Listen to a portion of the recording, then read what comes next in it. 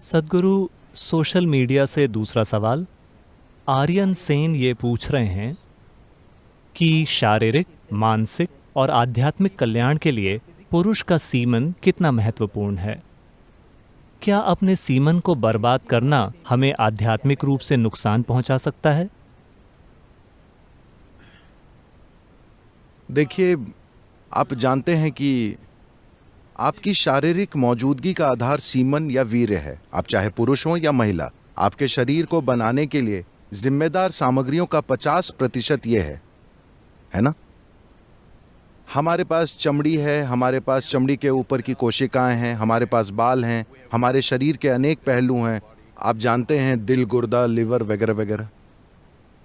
अपने आप में इन सारी कोशिकाओं की कुछ न कुछ क्षमताएं हैं, लेकिन सीमन की क्षमता का स्तर जबरदस्त है। ये एक पूरा नया जीवन बना सकता है। आज आप त्वचा की एक ऊपरी कोशिका को लेकर प्रयोगशाला में बहुत कुछ कर सकते हैं और शायद हम आपका क्लोन भी बना दें।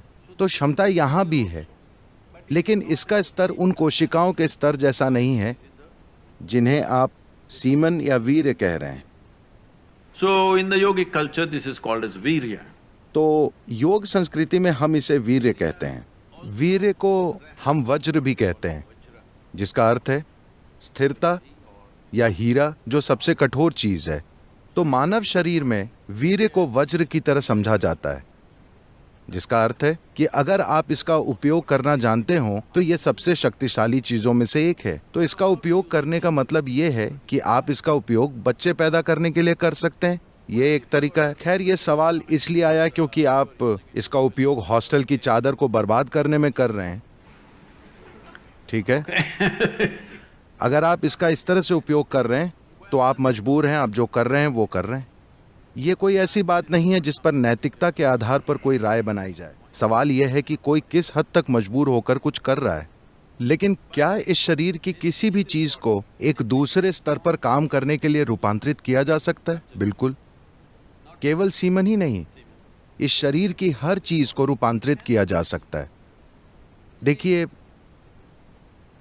मान लीजिए अगर मैं आप सभी को सूप बनाने की सामग्री दूं, आप सभी को एक जैसी सामग्री दूं, तो क्या आपको विश्वास है कि आप सभी लोग एक जैसा सूप बनाएंगे? नहीं, आप 500 प्रकार के सूप बनाएंगे।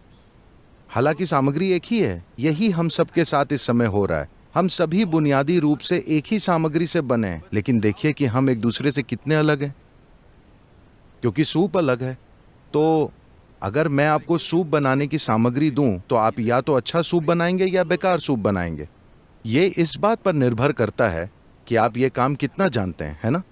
तो ठीक ऐसा ही हर चीज के साथ होता है, केवल सीमेन के साथ ही नहीं। अपने मन और शरीर के हर आयाम को आप किसी जबरदस्त चीज में रूपांतरित कर सकते हैं, या आप इसे साधारण बना सकते हैं, या आप इसे गंभीर समस्या में बदल सकते हैं।